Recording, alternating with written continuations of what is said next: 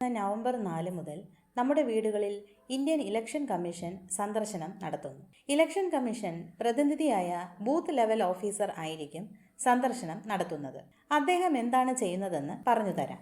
അദ്ദേഹം ഇതുപോലെ ഒരു എന്യൂമറേഷൻ ഫോറം നമുക്ക് തരും. നമ്മൾ അത് പൂരിപ്പിച്ച് ഒപ്പിട്ട് അദ്ദേഹത്തെ തിരികെ ഏൽപ്പിക്കണം. അദ്ദേഹം അത് ഇലക്ഷൻ കമ്മീഷനെ ഏൽപ്പിക്കും. ഇലക്ഷൻ കമ്മീഷൻ നമ്മളെ വോട്ടർ പട്ടികയിൽ ഉൾപ്പെടുത്തും. നമുക്ക് പുതിയ വോട്ടേഴ്സ് ഐ ഡി തരും. ഈ വോട്ടേഴ്സ് ഐ ഡിക്ക് ചില പ്രത്യേകതകളുണ്ട്. ഇതിനായി ഫോറം പൂരിപ്പിക്കുന്ന വിധം പറയുകയാണ് ഇന്നത്തെ വീഡിയോയുടെ ലക്ഷ്യം. ലോമേഡിസി വോട്ടർ പട്ടിക രേഖയല്ലേ? അല്ല, അത് ഓരോ ഇന്ത്യൻ പൗരന്റെയും അന്തസ്സും അവകാശവും കാത്തു സൂക്ഷിക്കുന്ന ഒരു പൗരരേഖയാണ്. ഈ രേഖ ഇപ്പോൾ ഉണ്ടല്ലോ, പിന്നെ എന്തിനാണ്? തെറ്റി. ഇപ്പോൾ വോട്ടർ പട്ടിക റദ്ദ് ചെയ്തിരിക്കുകയാണ്. അതുകൊണ്ട് ഇപ്പോൾ വോട്ടർ ഐ ഡി കാർഡിന്റെ സാധുത മരവിപ്പിച്ചിരിക്കുകയാണ്. സംസ്ഥാനത്ത് വോട്ടർ പട്ടികയുടെ തീവ്ര പരിഷ്കരണം നടക്കുകയാണ്. കാരണം 21 വർഷങ്ങൾക്ക് മുൻപാണ് ഇന്ത്യയിൽ വോട്ടർ എന്യൂമറേഷൻ ഫോറം നമ്മളെ ഏൽപ്പിക്കും. ഇത് നമ്മുടെ ഫോറമാണ്. ഇതിൽ നമ്മുടെ പേരും ഫോട്ടോയും മറ്റു വിവരങ്ങളുമെല്ലാം ഉണ്ടായിരിക്കും. ഇലക്ഷൻ കമ്മീഷൻ കൊടുത്തയക്കുന്ന നമ്മുടെ സ്വന്തം ഫോറം. ഇതിൽ നമ്മുടെ ഫോട്ടോ ഉണ്ട്. വേണമെങ്കിൽ നമുക്ക് ഏറ്റവും പുതിയ ഒരു കളർ ഫോട്ടോ ഇതിൽ വയ്ക്കാം. വലതുവശത്ത് മുകളിലാണ് ഫോട്ടോ ഒട്ടിക്കേണ്ടത്. പൂരിപ്പിക്കാൻ വളരെ കുറച്ച് വിവരങ്ങളേ ഉള്ളൂ. 1. ജനന തീയതി. 2. ആധാർ നമ്പർ. ഇത് നിർബന്ധമല്ല. 3. Mobile number. 4. പിതാവിൻ്റെ പേര്. ഗാർഡിയൻ്റെ പേര് ആയാലും മതി. 5. പിതാവിൻ്റെ എപ്പിക് നമ്പർ. എപ്പിക് എന്ന് വച്ചാൽ election photo I D card എന്നാണ്. ഈ കാർഡിന് ഒരു യുണീക്ക് നമ്പർ ഉണ്ടായിരിക്കും. അതെഴുതണം. ഇതും കമ്പൽസറി അല്ല, ഉണ്ടെങ്കിൽ എഴുതാം. 6. മാതാവിൻ്റെ പേര്. 7. മാതാവിൻ്റെ ഐ ഡി കാർഡ് നമ്പർ. 8. പങ്കാളി ഉണ്ടെങ്കിൽ പേര്. 9. പങ്കാളിയുടെ ഐ ഡി കാർഡ് നമ്പർ. ഇനി താഴെ 2 കോളങ്ങൾ കാണാം. അവിടെ ആദ്യ കോളത്തിൽ നിലവിലെ വോട്ടേഴ്സ് ലിസ്റ്റിൽ ഉൾപ്പെട്ടിരിക്കുന്നവർ അവരുടെ വിവരം ആ പട്ടിക നോക്കി എഴുതണം. വലതുവശത്തുള്ള കോളത്തിൽ ഒരു ബന്ധുവിൻ്റെ വിവരമാണ് നൽകേണ്ടത്. പട്ടികയിൽ നിന്നും കിട്ടും. പട്ടിക എവിടെ കിട്ടും എന്ന് ചോദിച്ചാൽ BLOയുടെ കൈവശം ഉണ്ടാകും. രാഷ്ട്രീയ പാർട്ടികളുടെ കൈവശം ഉണ്ടാകും. CEO കേരള എന്ന വെബ്സൈറ്റിൽ കിട്ടും. അത് നോക്കി നമ്മുടെ പേര്, കാർഡ് നമ്പർ, ബന്ധുവിൻ്റെ പേര്, ബന്ധം, ജില്ല, സംസ്ഥാനം, മണ്ഡലം, പാർട്ട്, ക്രമനമ്പർ എന്നിവ എഴുതണം. ഇത് എഴുതാൻ ബുദ്ധിമുട്ടുണ്ടെങ്കിൽ BLO സഹായിക്കും. രാഷ്ട്രീയ പാർട്ടിക്കാരും ഇതിനായി സഹായികളെ ഏർപ്പെടുത്തും. ഈ ഫോറം പൂരിപ്പിച്ചു കഴിഞ്ഞാൽ തിരികെ BLOയെ ഏൽപ്പിക്കണം. അദ്ദേഹം അത് ഒപ്പിട്ട് വാങ്ങി രസീത് തരും.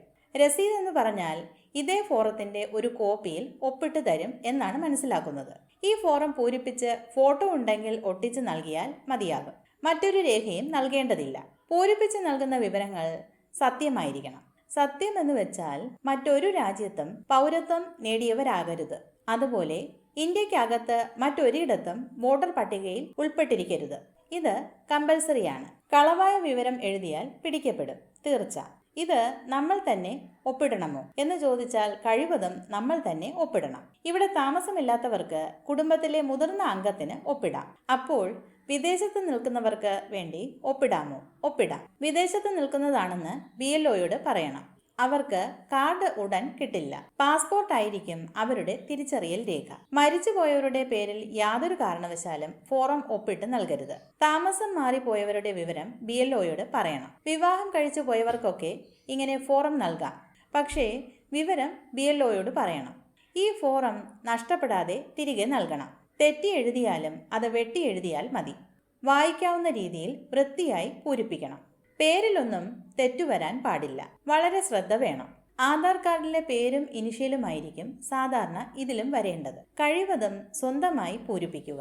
ഈ വോട്ടർ പട്ടിക പരിഷ്കരണത്തിൽ ഒരു വോട്ടറെയും ഒഴിവാക്കില്ല. എന്നാൽ മരണപ്പെട്ടവരെയും വിദേശ പൗരത്വമുള്ളവരെയും ഒഴിവാക്കും. ഇരട്ടിപ്പ് വന്നവർ ഒരു സ്ഥലത്ത് മാത്രമായി വോട്ടവകാശം ചുരുക്കണം. നമ്മൾ സ്ഥിരമായി അന്തി ഉറങ്ങുന്ന സ്ഥലത്തായിരിക്കും നമ്മുടെ ഡൊമിസൈൽ ഉണ്ടായിരിക്കുന്നത്. വോട്ടർ പട്ടിക നമ്മുടെ നാഷണാലിറ്റി, ഡൊമിസൈൽ ഇവയുമായി അഭേദ്യമായി ബന്ധപ്പെട്ടിരിക്കുന്നു. അതിനാൽ നമ്മുടെ സ്ഥിരതാമസ സ്ഥലത്തായിരിക്കും വോട്ടവകാശം ലഭിക്കുക. കുടുംബ വീട്ടിൽ പോയി വോട്ട് ചെയ്ത് മടങ്ങുന്ന രീതിയൊക്കെ മാറ്റേണ്ടി വരും. താമസ വീട് സ്ഥിരമായി പൂട്ടിക്കിടന്നാൽ ഫോറം അവിടെ ഇട്ടിട്ട് പോകുമെന്നാണ് അറിയുന്നത്. അതെടുത്ത് പൂരിപ്പിച്ച് ഉടൻ നൽകണം. 1 മാസമാണ് ഈ പരിഷ്കരണത്തിന് സമയം. അതിനുള്ളിൽ നൽകിയിരിക്കണം. അതത് ബൂത്ത് പരിധിയിൽ സ്ഥിരതാമസമുള്ളവർക്ക് അപ്പോൾ തന്നെ വോട്ടർ പട്ടികയിൽ ചേർത്ത് കിട്ടും. സ്ഥിരതാമസമില്ലാത്തവർക്ക് ഹിയറിംഗ് നടത്തിയായിരിക്കും പേര് ചേർക്കുക. യാതൊരു കാരണവശാലും ഒന്നിലധികം വോട്ടവകാശം അനുവദിക്കില്ല. പരിഷ്കരണം നടത്തിയ പുതിയ പട്ടിക ഡിസംബർ 9 പ്രസിദ്ധീകരിക്കും. അതിലാരെങ്കിലും അനർഹമായി കടന്നുകൂടിയിട്ടുണ്ടെങ്കിൽ ആർക്കും അത് ശ്രദ്ധയിൽപ്പെടുത്താം. രാഷ്ട്രീയ കക്ഷി പ്രതിനിധികളൊക്കെ വളരെ ജാഗ്രത പാലിക്കും. അടുത്ത 1 മാസം പരാതി ഫയൽ ചെയ്യാനുള്ള കാലമാണ്. വീണ്ടും അടുത്ത 1 മാസം പരാതിക്കാരെ നേരിൽ കേട്ട് ഹിയറിംഗ് നടത്തി തീരുമാനിക്കാനുള്ള സമയമാണ്. തർക്കം വന്നാൽ മാത്രമേ തെളിവുകൾ നൽകേണ്ടതുള്ളൂ, അല്ലെങ്കിൽ തെളിവ് നൽകേണ്ടതില്ല. 12 രേഖകൾ തെളിവായി സ്വീകരിക്കും എന്നൊക്കെ പറയുന്നത് അതിനെക്കുറിച്ചാണ്. അന്തിമ വോട്ടർ പട്ടിക 2026 ഫെബ്രുവരി 7 പ്രസിദ്ധീകരിക്കും. BLOമാർ അവരുടെ സ്ഥിരം ജോലികൾ ചെയ്യുന്നതോടൊപ്പമാണ് ഈ ജോലിയും ചെയ്യുന്നത്. ശരിയായ വിവരങ്ങൾ നൽകി BLOയെ സഹായിക്കുകയാണ് നമ്മുടെ ഉത്തരവാദിത്തം. നിലവിലെ വോട്ടർമാരുടെ കാര്യമാണ് ഈ പറഞ്ഞത്. പുതിയതായി വരുന്ന കന്നി വോട്ടർമാർക്കും പേര് ചേർക്കാൻ അപേക്ഷ നൽകാം. ഫോറം 6 അപേക്ഷ. വോട്ടേഴ്സ് ഹെൽപ്പ് ലൈൻ ആപ്പ് വഴിയും അപേക്ഷിക്കാം. ഇന്ത്യൻ പൗരന്മാർക്ക് മാത്രമായിരിക്കും ഇനി മുതൽ ID ഉണ്ടായിരിക്കുക. മൈഗ്രൻസിനൊന്നും ഈ ID ലഭിക്കില്ല.